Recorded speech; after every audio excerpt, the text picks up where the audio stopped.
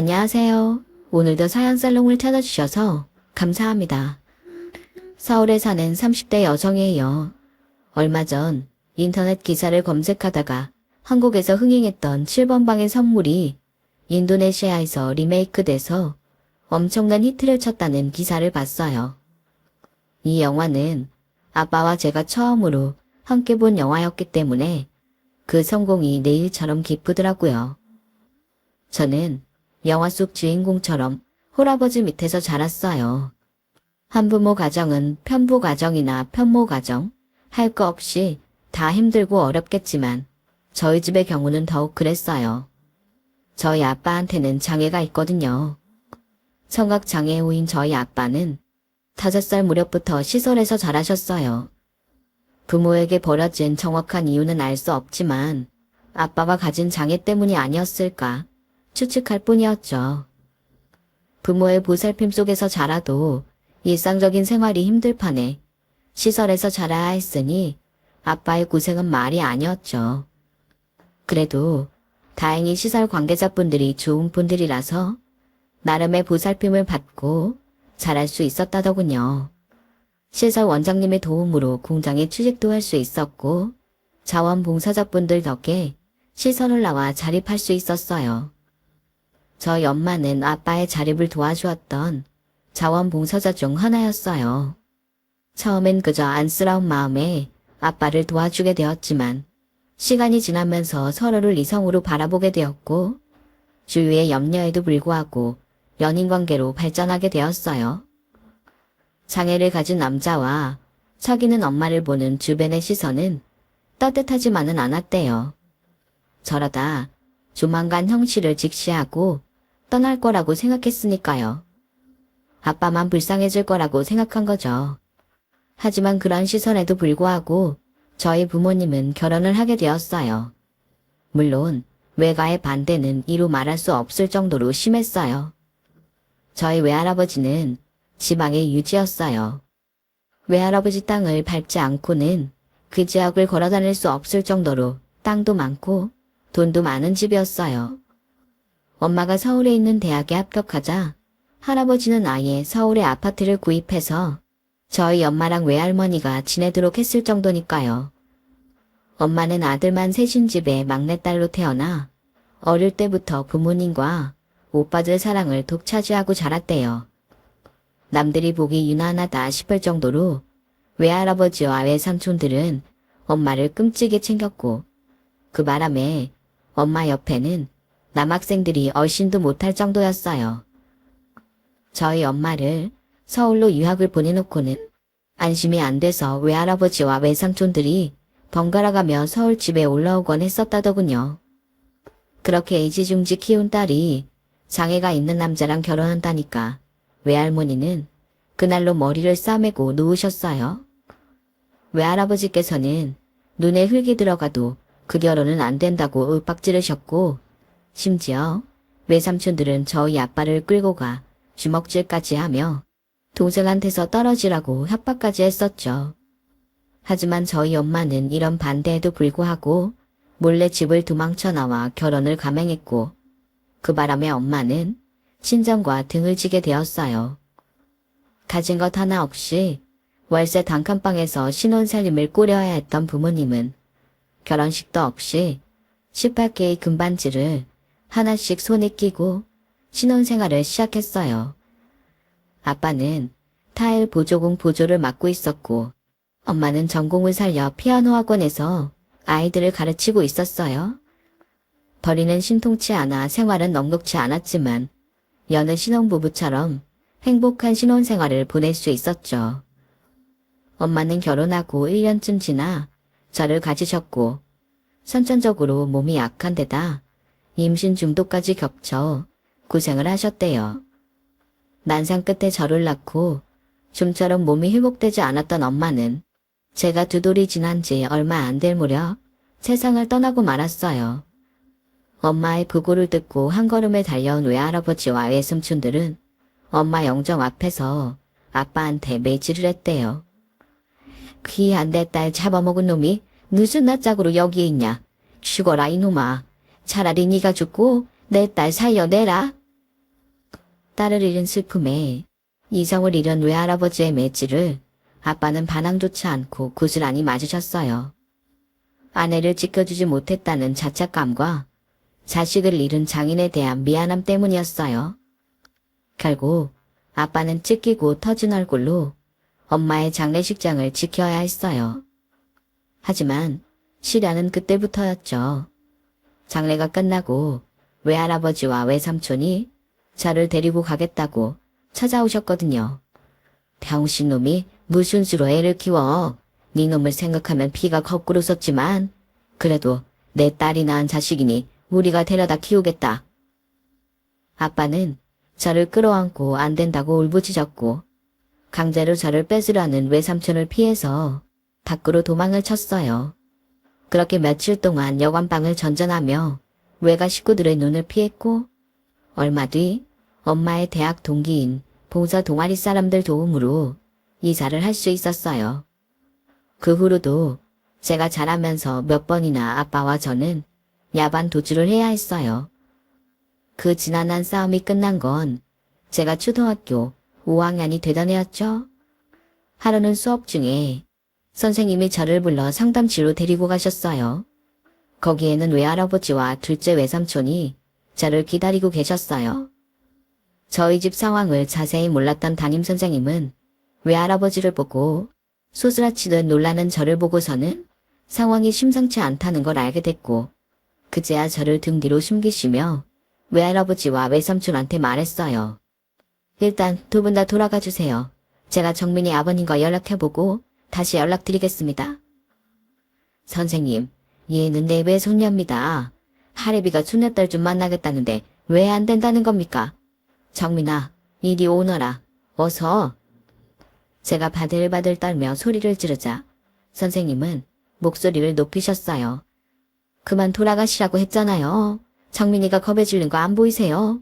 안 나가시면 경찰을 부를 겁니다. 이보세요 선생님. 대기 선생님은 선생이지 왜 남의 집 일에 끼어들어요? 내가 제 외삼촌이에요. 제가 내 여동생 딸이라고요.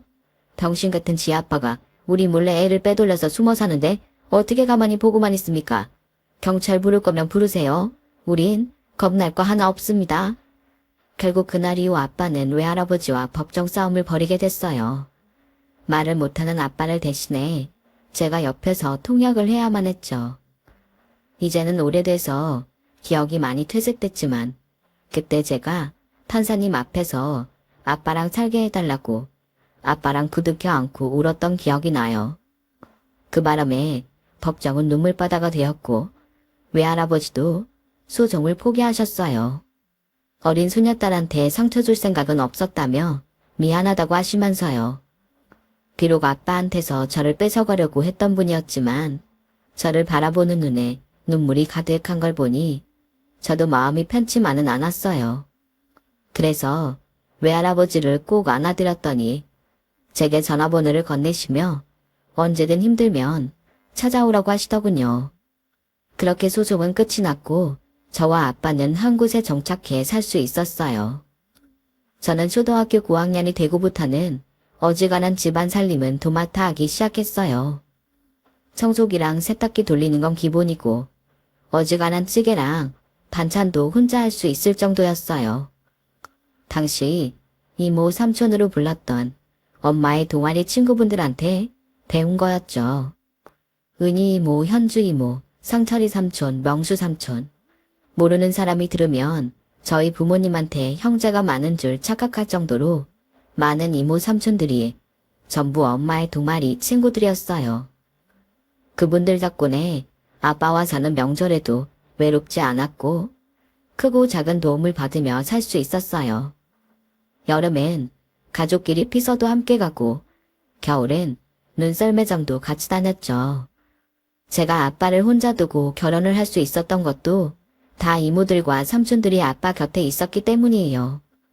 그분들이 없었다면 솔직히 결혼은 엄두도 못 냈을 거예요. 남편과 저는 직장에서 만났어요. 같은 회사를 다녔던 건 아니고 제가 다니던 회사가 남편이 다니던 회사의 외주 업체라서 일적으로 종종 만날 기회가 있었거든요. 협업했던 게 성과가 좋아서 그랬는지, 손발이 잘 맞아서 그랬는지 서로에 대해 꽤 좋은 인상을 가지고 있었어요. 그러다 회식 자리를 몇 번 같이 하면서 사적인 대화를 나누게 되었고 썸을 타다가 사귀게 되었죠. 남편은 일남 미녀중 장남으로 독립심도 강하고 책임감도 있는 사람이었어요. 회사 내에서 평판도 좋았고요. 전형적인 한국 남자 스타일로 저에게 애교도 부리지만 여동생들 앞에서 세상 근엄한 오빠처럼 굴었죠. 저랑 데이트 중에도 여동생들한테 전화해 일찍 다니라고 잔소리를 퍼부어댈 정도로요. 한 번은 극장에서 우연히 둘째 여동생과 마주쳤는데 남자친구랑 팔짱을 끼고 있는 모습에 얼굴이 울그락불그락 변하더라고요. 그리고는 여동생을 끌고 가선 기어이 한 소리 하더군요. 야, 이 기집애야. 세상 남자들은 다 늑대야. 아빠랑 오빠 빼곤 다 늑대란 말이야. 다 큰 기집애가 가슴 다 드러나는 옷을 입고 밖을 돌아다니면 어떡해? 오빠가 돈 줄 테니까 당장 가서 옷 새로 사 입어. 싫어. 오빠가 무슨 권리로 나 옷 입는 것까지 참견이야. 오빠 여자친구 단속이나 해. 여동생도 한마디도 안 지고 따박따박 따지고 달려들더군요. 애꿎은 저까지 끌어들이면서요. 야, 내 여자친구는 너처럼 예쁘게 안 입고 다녀. 저놈이 너 이러고 다니는 거 보고 뭐라고도 안 해? 예쁘기만 하다던데 뭘. 이런 미친놈이 다 있나. 너 쟤랑 당장 헤어져. 지 여자가 이러고 다니는데 아무렇지 않다는 놈이면 더 말할 것도 없는 놈이야. 조선시대 선비도 아니고 옷차림 하나 때문에 여동생 연애까지 회복 묻는 남편이 좀 과하다 싶었지만 제가 끼어들 일은 아니라서 참았어요. 그날 신우이 차림이 좀 과하기는 했지만 그렇다고 한창 꾸미기 시작할 나이에 어린 친구들에 비하면 그리 심한 건 아니었어요. 제 남편이 좀 엄격한 편이었죠. 이런 남편의 성향을 알기 때문에 저도 데이트를 할 때마다 스스로 옷 점검을 하게 되더라고요. 그런데도 가끔씩 남편은 제 옷차림을 지적하곤 했어요. 하지만 그게 싫지만은 않더라고요. 그동안 저는 늘 아빠를 챙기기만 바빴지 누구한테 챙김을 받은 적이 없던 터라 남편의 잔소리가 오히려 보살핌처럼 느껴졌거든요. 남편과 사귄 지 3년이 넘어가면서 슬슬 결혼 얘기가 나왔어요. 남편은 자식 계획부터 집안 인테리어 같은 구체적인 계획을 제게 말하곤 했는데 솔직히 부담스러웠어요. 저는 결혼 생각이 없었거든요. 남편이 결혼 상대로 못마땅하다는 게 아니라 그때만 해도 저는 내 인생에 결혼은 없다고 생각하고 있었거든요. 제가 결혼을 하면 몸도 성취하는 아빠 혼자 살아야 하니까요. 아빠가 소리를 듣지 못하기 때문에 늘 위험에 노출돼 있었거든요. 실제로 한 번은 밤중에 저희 집 근처에 화재가 발생해서 야밤에 소방차가 3대나 출동한 적이 있었어요. 거기에 경찰차랑 구급차까지 와서 야밤에 온 동네가 떠들썩했었죠. 저도 자다 말고 일어나 창밖을 살폈을 정도였어요. 그런데 저희 아빠는 너무도 평온하게 잠들어 계시더라고요. 그때 저는 결심을 했어요. 이런 아빠를 두고 결혼은 무리라고요. 이런 제 상황을 모르는 남편은 저에게 남자가 생긴 게 아닌가 의심을 했어요. 그것 때문에 툭 하면 다투곤 했죠. 솔직히 말해, 딴 남자 생긴 거라면 숨기지 말고 말하라고. 적어도 그게 3년 넘게 사귄 사람에 대한 예의 아니니? 그런 거 아니라고 했잖아. 난 그냥 결혼 생각이 없을 뿐이야. 그러니까 이제 그만하고 헤어지자고. 어차피 결혼도 안 할 거라면 이쯤에서 남편을 보내주는 게 좋을 것 같았어요. 괜히 나 때문에 다른 사람을 만날 기회를 놓치게 할 수는 없으니까요.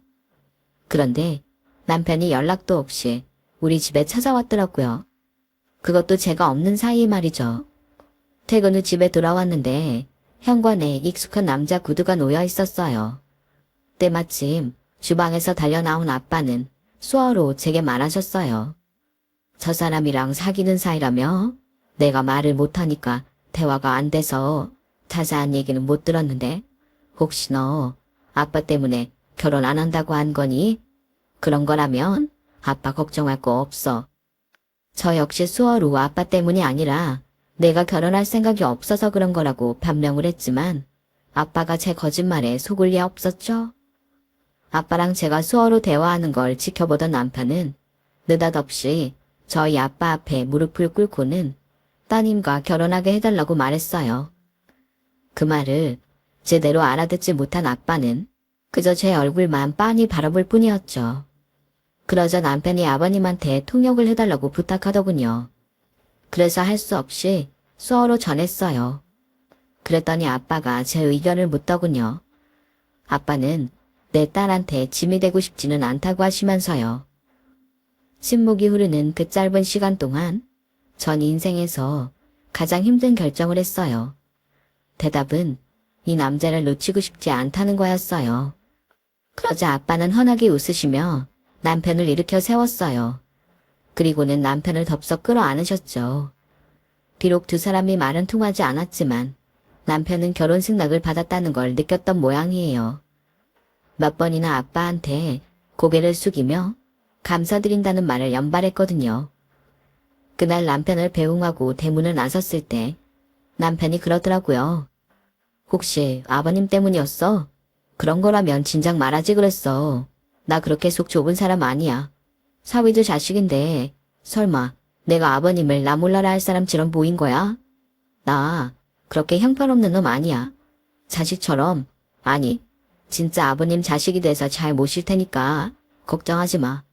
앞으로 더는 혼자 모든 걸 떠안고 살지 말고 내가 옆에 있으니까. 남편은 오랜 시간 아빠의 보호자로 살아야 했던 저를 누구보다 이해하고 안타까워했어요. 남편의 한마디에 내 어깨를 짓누르던 무거운 짐이 조금은 가벼워진 것 같았죠. 얼마 뒤 저는 시댁에 가서 시부모님께 인사를 드렸어요. 그런데 왠지 시부모님 사이가 소원해 보이더라고요. 시누이들도 시아버지와 거리를 두는 것 같아 보였고요. 그 이유를 인사를 드리고 집을 나서고 나서야 알 수 있었어요. 사실 두 분이 별거 중이셔. 한 7, 8년 됐나? 아빠는 다른 분이랑 살고 계시는데 오늘 자기가 인사 온다고 하니까 와 계신 거야. 난 차라리 두 분이 이혼하시는 게 낫겠다 싶은데 엄마가 반대를 하시네. 나랑 내 동생들 결혼할 때까지는 절대 이혼 서류에 도장 안 찍으시겠대. 자식들 흠잡히기 싫으시다나 뭐라나. 자긴 그냥 모른 척 해들어. 집집마다 각자의 사정이 있다더니 시댁 역시 그렇더라고요. 남편이 왜 그리 여동생한테 엄하게구나 했는데 집 나간 아빠 대신 가장 노릇을 하고 사느라 그랬던 거였어요. 저만큼이나 버거운 인생을 살았던 남편을 생각하니 왠지 안쓰럽더라고요. 그래서 나라도 남편한테 힘이 돼줘야겠다고 생각했어요. 양가 부모님께 인사를 드린 이후 본격적으로 결혼 준비를 시작했어요. 가장 큰 문제는 결혼식장이었죠. 우리 쪽은 하객도 별로 없고 해서 내심 조촐하게 식을 올렸으면 했지만 제 생각만 할 수는 없잖아요. 남편네는 친척도 많고 거기다 남편이 장손이라서 하객이 많았거든요. 거기다 시어머니께서 그동안 축의금 낸 걸 회수하겠다는 의지가 강해서 꽤 규모가 있는 식장을 골라야 했어요. 결혼식 날짜를 잡고 청첩장이 나오자 아빠는 남편과 함께 외할아버지를 뵙고 오라고 하셨어요.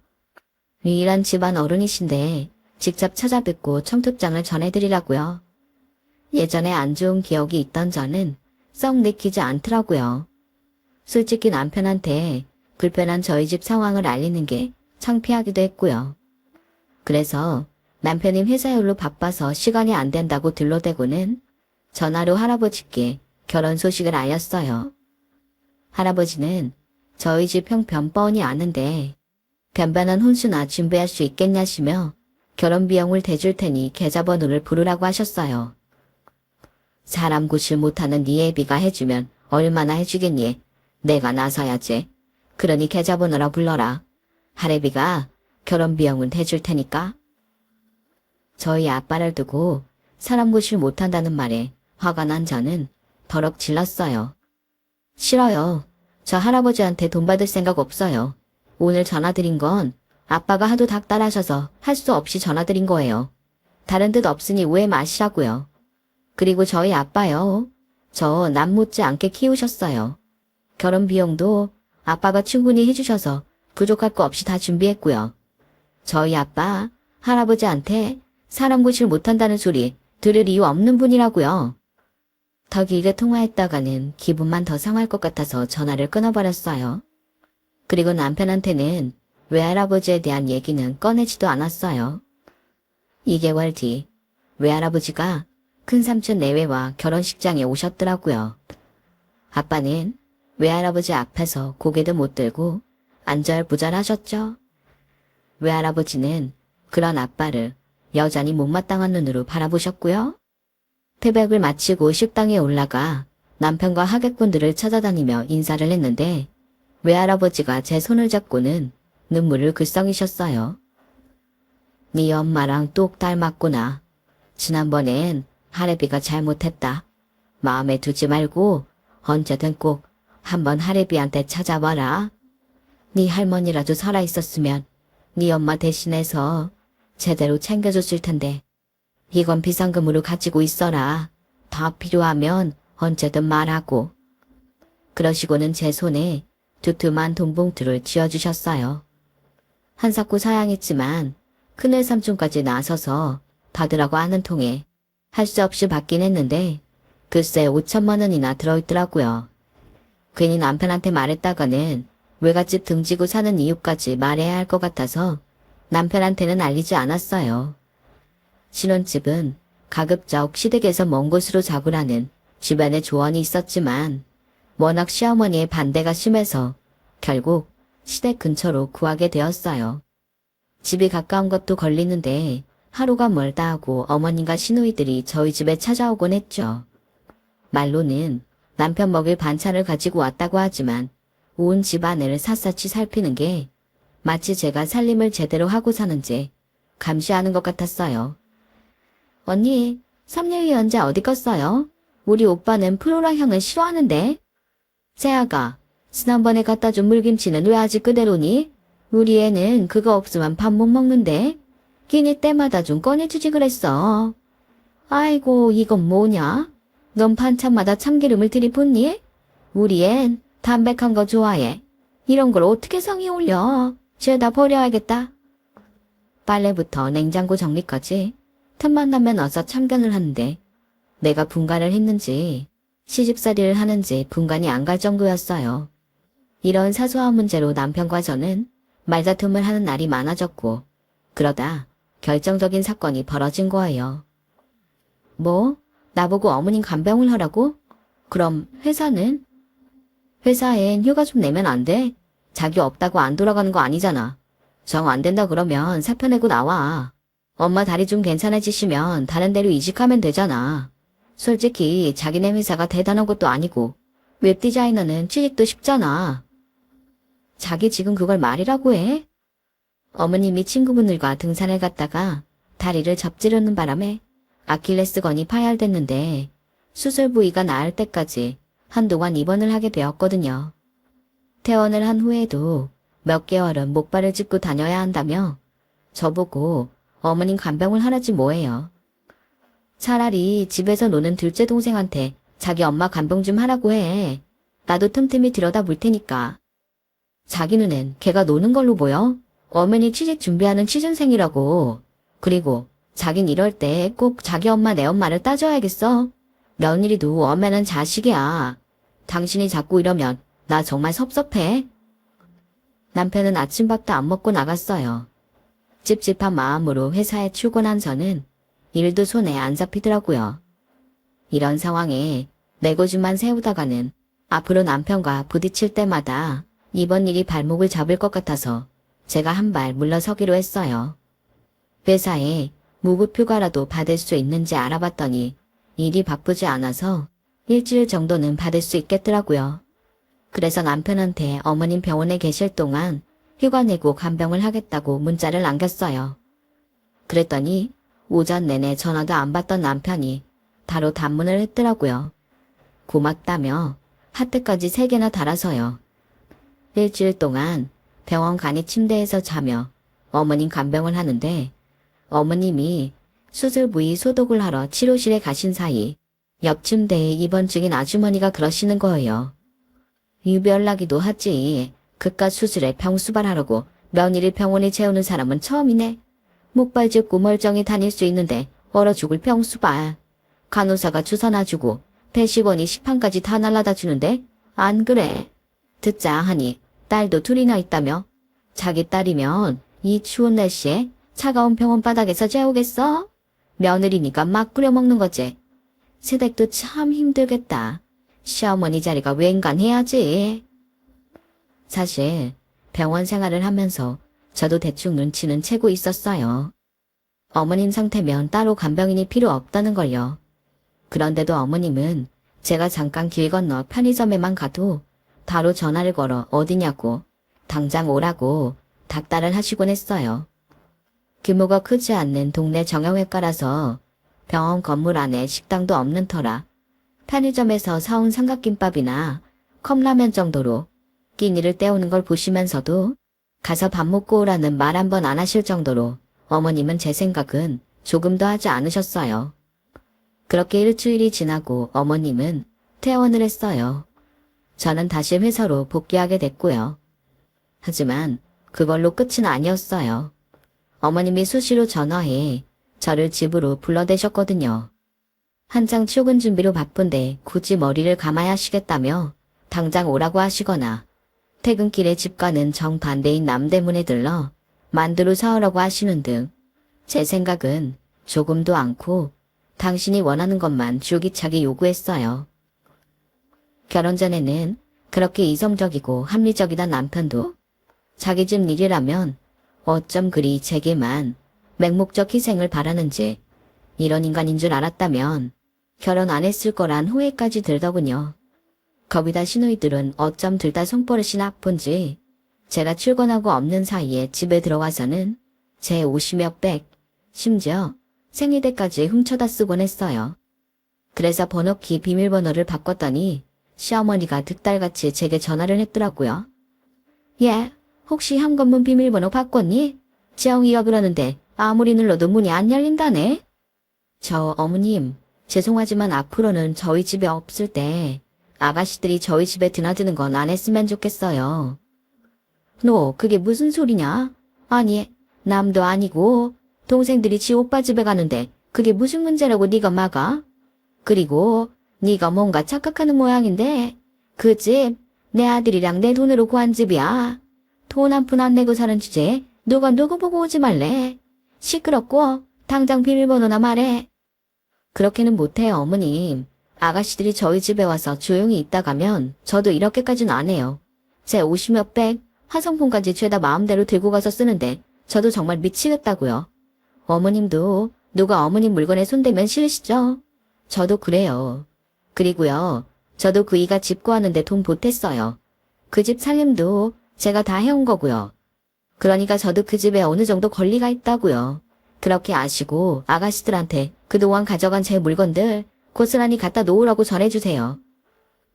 끝도 없는 시댁 식구들의 횡포에 저도 더는 참을 수가 없었어요. 솔직히 저 정도 참았으면 그간 많이 참은 거 아닌가요? 모르긴 해도 사람들이 제가 그간 당한 얘기를 들으면 호구라고 놀렸을 거예요. 그 정도로 해줬으면 자기들도 조금은 양심껏 행동했어야죠. 어떻게 매번 자기들 생각만 해요? 저도 결혼 전에는 시댁 식구들한테 당하고 사는 여자들을 보면서 쟤들은 뭐가 부족해서 저러고 사나 한심하게 생각했던 적 많았어요. 나는 저러고는 안 산다 결심했었고요. 그런데 막상 결혼을 해보니 이상하게 시댁 식구들 앞에서는 주눅이 들고 그 대접을 받아도 잭소리도 못하게 되더라고요. 다수대 나 혼자로 맞서게 되는 거라 지레 겁을 먹은 건지 아니면 제 친정 때문에 그러는 건지는 모르겠지만요. 아무튼 계속 이렇게 살 수는 없어서 남편한테도 확실히 얘기했어요. 그랬더니 남편이 그러는 거예요. 네가 형제 없이 혼자 자라서 그래. 원래 형제 자매들은 다들 네 거 내 거 없이 쓰고 살아. 내 동생이면 네 동생이기도 한 건데 그렇게 야박하게 굴고 있니? 이번 일만 해도 그래. 네가 이렇게 일을 키웠으니 당장 다음 달에 있을 명절에 무슨 낯짝으로 우리 집에 갈 거니? 엄마랑 내 동생들 어떻게 볼 거냐고. 그냥 좋게 좋게 타일러 가면서 가르쳐야지. 왜 그동안 잘해놓고 한 번에 그간 쌓은 공을 무너뜨려. 너 이제 우리 집 사람이야. 그럼 가족이 될 생각을 해야지. 성질 난다고 싸우면 되겠니? 내 동생들이 잘했다는 게 아니라 너도 행동에 문제가 있다는 얘기야. 나 참, 이건 멀쩡하게 서 있다가 뺨 맞고 아프다고 소리쳤다고 혼나는 격이지 뭐예요. 가족 하는데 다른 집 가족들은 이러지 않아. 자매끼리도 옷이랑 백 빌렸을 땐 적어도 말은 하고 빌려가. 당신 동생들처럼 말없이 들고 가선 입 싹 닫고 안 가져오진 않는다고. 암튼 내 물건 안 가져오면 나도 더는 당신 집에 안 가. 나보고만 참으라고 하기 전에 당신 동생들 나쁜 버릇부터 고치라고 하라고. 결혼하고 1년 반 만에 처음으로 우리 부부는 목에 핏대까지 세워가며 싸웠고 결국 각방을 쓰게 됐어요. 아침에 일어나서도 저 혼자 먹을 밥만 차려 먹곤 바로 회사로 출근했고요. 퇴근 후 돌아와서도 제 밥만 해먹고 후딱 치워버렸어요. 빨래도 남편 거는 빼고 제 거만 세탁기를 돌렸고요. 그렇게 일주일 정도 지나자 남편도 더는 안 되겠던지 동생들한테 전화를 했던 모양이에요. 주말에 두 시누이가 제 물건을 가지고 저희 집에 찾아왔더라고요. 지 오빠한테 호되게 당했는지 오빠 눈치를 살피며 제게 미안하다고 사과를 하더군요. 그래서 앞으로는 절대 이런 일 없게 해달라고 주의를 주곤 끝냈어요. 시누이들이 돌아가자 남편은 캔맥주를 건네며 미안하다고 사과를 하더군요. 어머님한테도 말씀드렸으니 앞으로는 우리가 없는 시간에 함부로 집에 오는 일은 없을 거라고 했어요. 비록 각본까지 쓰며 크게 싸우긴 했지만 결과적으로는 잘한 일이었다고 생각했어요. 늦었지만 이제라도 제 권리를 누릴 수 있게 됐으니까요. 태풍이 지나간 자리에 햇살이 들듯이 우리 부부는 그날 이후로는 큰소리 한 번 안 내고 잘 지냈어요. 명절 당일도 시댁 식구들과 얼굴 붉히는 일 없이 잘 넘어갔고요. 차례를 지내고 설거지를 마치자 남편이 먼저 자리를 털고 일어났어요. 자기야, 아버님한테 가야지. 안 그래도 언제 얘기를 꺼내나 기회를 노리고 있었는데 남편이 먼저 얘기를 꺼내주니 고맙더라고요. 어머님은 뭘 벌써 가냐시며 점심 먹고 천천히 가라고 하셔서 순간 가슴이 철렁했지 뭐예요. 다행히 남편이 길 막히기 전에 빨리 갔다 와야 한다고 저를 끌고 나와서 점심 전에 친정에 도착할 수 있었어요. 집에 가보니 아빠 혼자 TV 앞에 쪼그리고 누워 계시더라고요. 식탁 위에는 이모랑 삼촌들이 가져다 준 명절 음식이 손도 안 댄 채 놓여 있었고요. 저희가 번호키를 누르고 들어가도록 인기척을 못 느꼈는지 아빠는 꿈쩍도 하지 않으셨어요. 그래서 다가가 아빠 어깨를 툭 쳤더니 온몸이 식은땀으로 축축하더라고요. 아빠, 어떻게 된 거야? 어디 아파? 제가 수원을 섞어가만 말하자 아빠는 애써 웃어 보이시며 괜찮다고 했지만 누가 봐도 괜찮은 게 아니었어요. 남편은 안 되겠다며 차에 시동 걸고 있을 테니 아빠를 모시고 내려오라며 밖으로 달려나갔어요. 그렇게 아빠를 모시고 근처 대형 병원 응급실에 갔는데 의사가 아무래도 검사를 좀 해봐야겠다면서 일단 입원 수속을 밟으라고 하더군요. 그렇게 아빠는 추석 당일 병원에 입원을 하게 됐고 며칠 뒤 대장암 판정을 받았어요. 그동안 통증이 심했을 텐데 환자분이 얘기 안 하던가요? 의사 선생님 말에 쥐구멍이라도 숨고 싶은 심정이었어요. 하나뿐인 아빠를 제대로 보살피지 못한 제 탓 같았거든요. 다행히 너무 늦지 않아서 약물 치료를 해볼 수 있겠다고 해서 당장 치료를 시작하게 됐어요. 문제는 아빠와 의료진 사이의 의사소통이 원활하지 않다는 거였죠. 그래서 제가 병원에 있어야겠더라고요. 언제 끝날지 모를 아빠의 암투병에 저는 회사를 그만두기로 결심했어요. 그래서 남편한테 그 얘기를 했더니 꼭 그렇게까지 해야겠어. 간병인 두면 되잖아. 솔직히 말 좀 안 통한다고 큰일이 나는 것도 아닌데 실과 외인인 당신이 일까지 그만두고 간병한다는 게 말이 되는 소리냐고. 자기랑 내가 바짝 벌어야 우리도 내 집 마련할 거 아냐. 나 혼자 벌어서 언제 집 사고 남들 사는 것처럼 살아보냐고. 야속하다고 할지 모르지만 어쨌거나 난 장인어른 간병보다는 우리 미래가 더 소중해. 자기도 시집 온 이상 어느 정도는 친정이랑 거리를 뒀으면 좋겠어. 생각지도 못한 남편의 말에 가슴이 철렁 내려앉았어요. 저는 이 남자를 믿고 함께 살 수 없겠다는 확신이 들었거든요. 아니, 난 당신과 함께하는 미래보다 내 아빠 목숨이 더 중요해. 그리고 말이야, 당신 참 못 믿을 사람이다. 자기 엄마가 그깟 다리 좀 다쳤을 때는 나보고 회사 그만두고 간병하라더니 우리 아빠가 생사가 달린 이 상황엔 거리를 두고 살라고? 결혼할 때 자기 입으로 뭐라고 그랬어? 사위도 자식이니 자기 믿으라며. 근데 그놈의 자식은 집 필요할 때만 자식 타령하는 놈이었나 보네. 그런 놈을 두고 뭐라고 하는 줄 알아? 후레 자식이라고 하는 거야. 잘 들어. 난 더 이상 너랑 니네 식구들 호구로 살 생각 없어. 난 지금 이 순간부터 너랑 끝내고 내 아빠 살릴 거야. 그러니까 그런 개소리 집어치우고 이혼 서류에 도장 찍을 준비나 해. 이 이기적인 새끼야. 저는 그렇게 남편과 헤어졌어요. 시어머니는 귀한 자기 아들을 이혼남으로 만들었다며 저희 아빠가 입원 중인 병원까지 찾아와 난동을 부렸어요. 이년아, 병신의 비가지년을 며느리로 받아줬더니 고마운 줄도 모르고 네가 내 아들 인생을 망쳐? 뭐냐, 니년 내 손에 한번 찍어봐라. 시어머니는 머리채를 잡으며 소리쳤죠.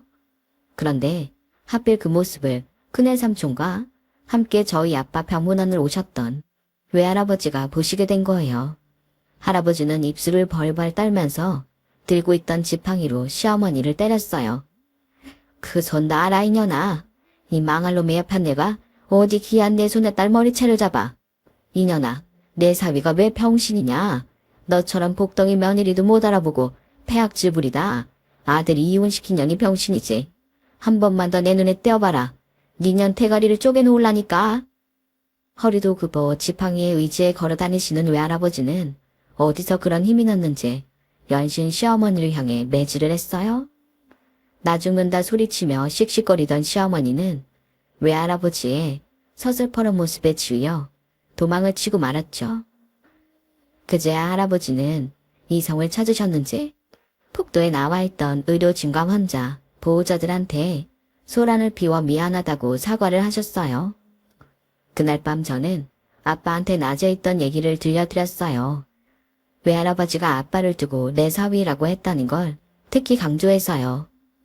그 말에 아빠는 좋아서 어쩔 줄 몰라 하시면서도 눈시울이 붉어지셨어요. 외할아버지는 병원에 다녀가시고 얼마 안 돼 세상을 떠나셨어요.